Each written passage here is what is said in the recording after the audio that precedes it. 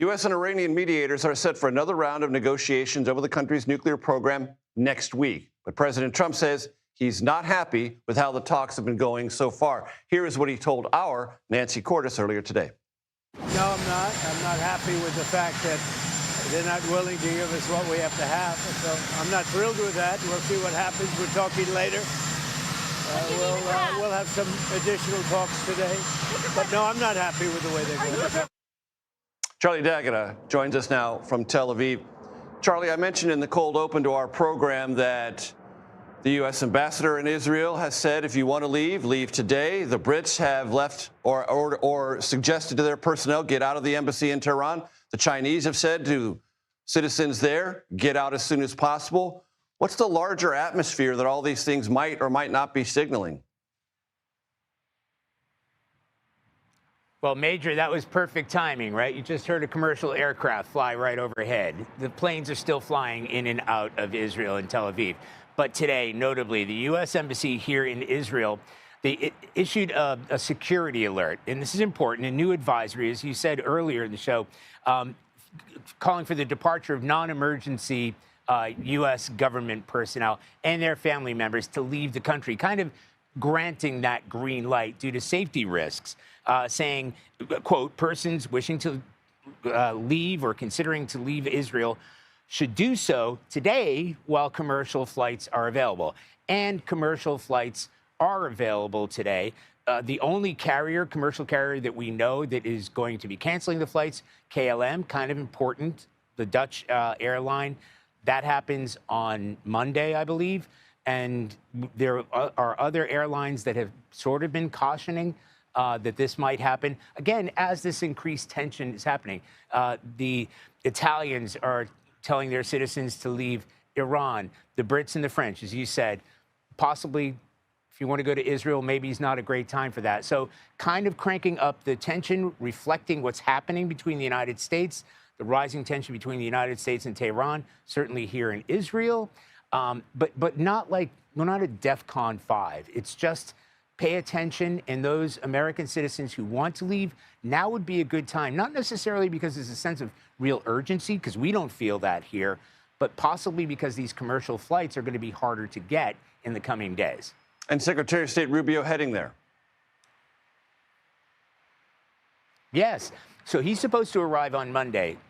Now, these things happen, and sometimes when we look at these meetings, if you look at the last time that President Trump in the United States bombed Iran during Operation Midnight Hammer, gave Iran a 2-week window to sort of comply to the demands, and 3 days later bombed Iran. So you look at some of the movements that are happening at a diplomatic level, but that doesn't necessarily suggest that any of those diplomatic motions that are going ahead, including talks that we understand are going to be taking place between the United States and Tehran in Vienna, technical talks, how they've been described, necessarily portend a pause in whatever this Trump administration may be planning, if they are planning some sort of military action inside Iran itself. And of course, we can assume that any of that activity inside Iran may include Israel, either the Israeli military itself in helping to launch those strikes, as has happened in the past, but certainly Israel will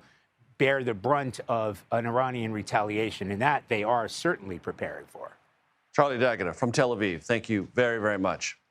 I'm going to turn now to Sam Vinograd, one of our very good friends on this program, who at times like this helps us understand and parse things. So, Sam, you've been a part of these conversations internally at high levels of U.S. government when there are advisories, or if people want to leave a certain sector, they're allowed to do so, maybe given some specific instructions.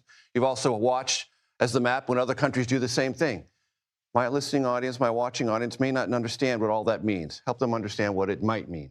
What it means is that governments around the world, including the U.S. government, are taking all necessary steps to protect their personnel prior to ostensibly U.S. military strike against Israel.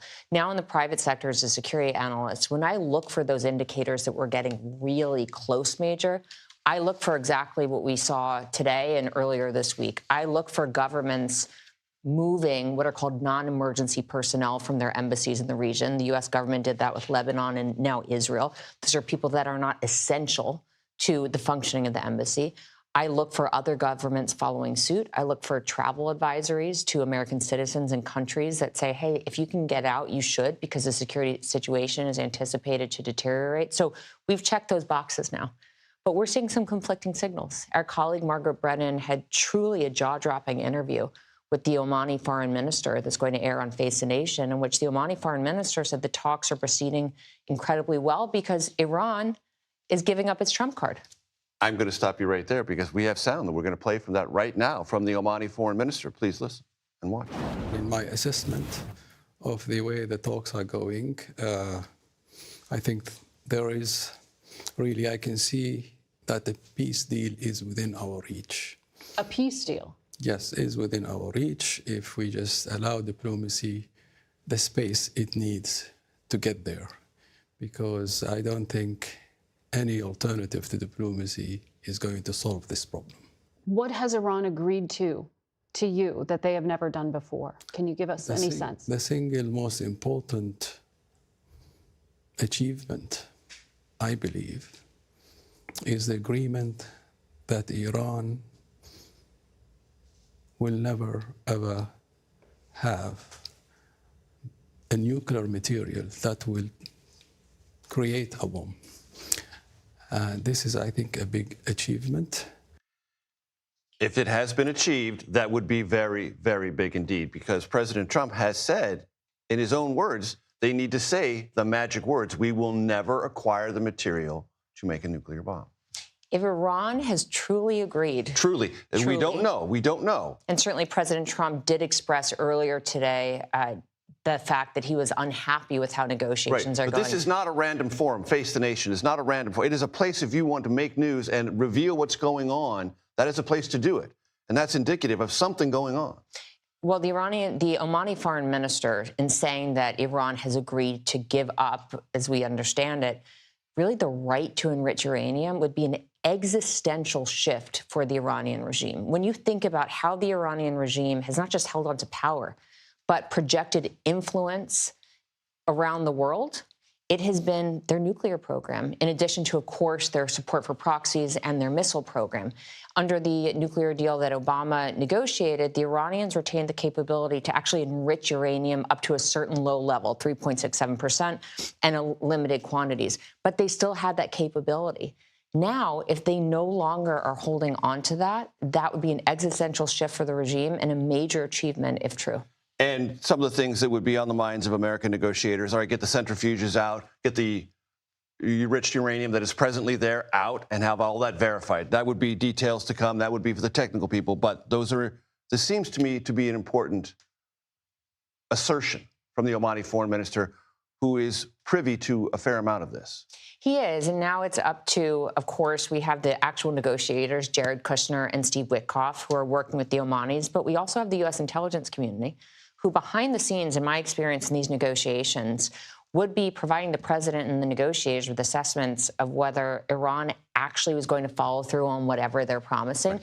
And that is just as important as the face-to-face negotiations. And we actually just don't know what role the intelligence community is playing in assessing not just what Iran is saying, but what they actually mean. Not so much trust, plenty of verification ahead. Trust but verify. Sam Vinograd, Thanks. always a pleasure. Thank you so much.